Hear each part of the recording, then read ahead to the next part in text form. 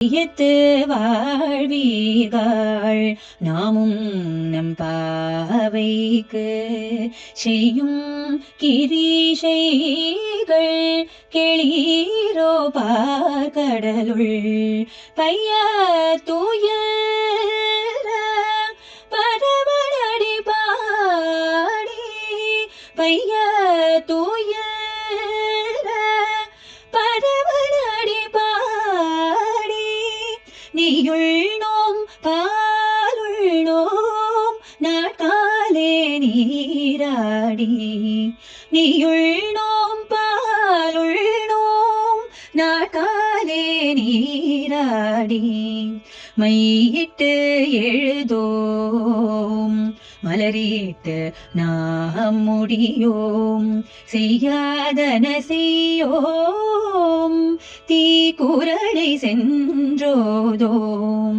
ஐயமும் பிச்சையும் ஆதரையும் கை காட்டி ஐயமும் பிச்சையும் ஆதரையும் கை காட்டி உய்யுமாறல் நீ உகந்தேலோர் எம்பாவாய்.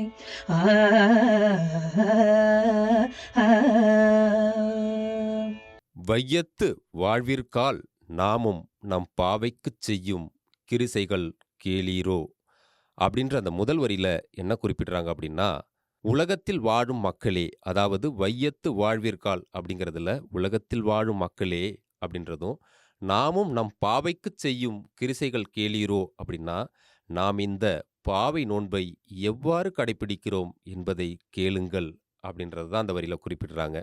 அதற்கு அடுத்து பார்த்தோம் அப்படின்னா, பைய துயின்ற பரமன் அடிப்பாடி நெய்யுண்ணோம் பாலுண்ணோம் நாட்காலே நீராடி அப்படின்றதுல, பார்க்கடலில் யோக நித்திரையில் அமைதியாக உறங்கும் பரம்பொருளான நாராயணனின் திருவடிகளைப் பாடி சுவையையும் ஆசையையும் தூண்டும் நெய் பால் போன்ற உணவுகளை தவிர்த்து அதிகாலையில் எழுந்து புனித நீராடல் செய்து அப்படின்றது தான் அந்த வரிகளில் குறிப்பிட்டுறாங்க. அந்த நீராடுதலுக்கு அடுத்தபடியா மையிட்டு எழுதோம் மலரிட்டு நாம் முடியோம் அப்படின்றதுல எதை குறிப்பிடுறாங்க அப்படின்னா, கண்களுக்கு மை இடாமலும் தலையில் பூ சூடாமலும் வெளிப்புற அலங்காரங்களை விட்டு அப்படின்றது தான் அந்த வரியில குறிப்பிடுறாங்க.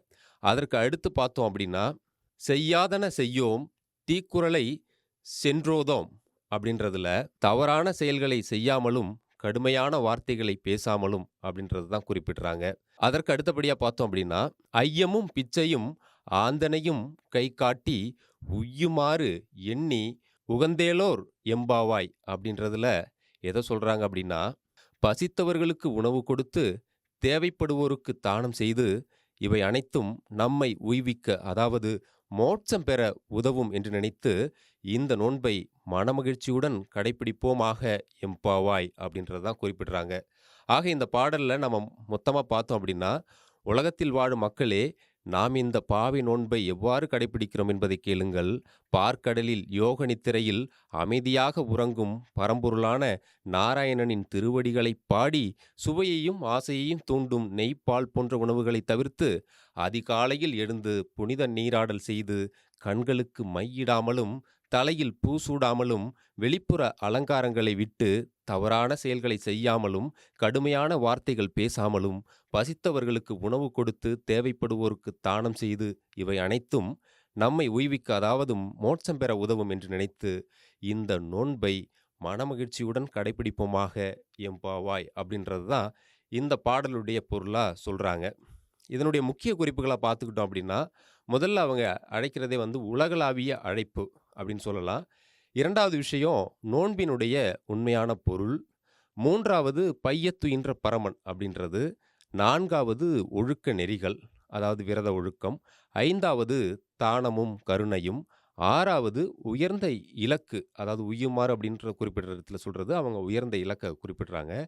இப்படி இந்த 6 குறிப்புகளை சொல்லலாம். இதில் முதல் குறிப்பாக உலகளாவிய அழைப்புன்றது வையத்து வாழ்விற்கால் அப்படின்றது இந்த நோன்பு ஆய்ப்பாடி பெண்களுக்கு மட்டுமல்ல, உலகம் முழுவதும் உள்ள அனைவருக்கும் உரியது அப்படின்றத குறிப்பிடுறதுக்கு தான் அந்த உலகளாவிய அழைப்பு தான் வையத்து வாழ்வீர்கால்னு சொல்றாங்க. அதுபோல நோன்பினுடைய உண்மையான பொருள் வந்து இங்க வெறும் நோன்பு அப்படிங்கிறது இங்க வெறும் உணவு தவிர்ப்பு கிடையாது. அதாவது வெறும் விரதம் இருக்கிறதுன்றது பட்டினி கிடக்கிறது கிடையாது.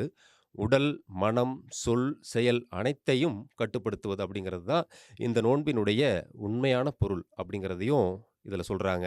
அதேபோல 3வது அந்த பையத்துயின்ற பரமன் அப்படின்றதுல பார்க்கடலில் யோக நித்திரையில் இருக்கும் நாராயணன் உலகைக் காக்கும் பொறுப்புடன் அமைதியாக இருப்பவர்.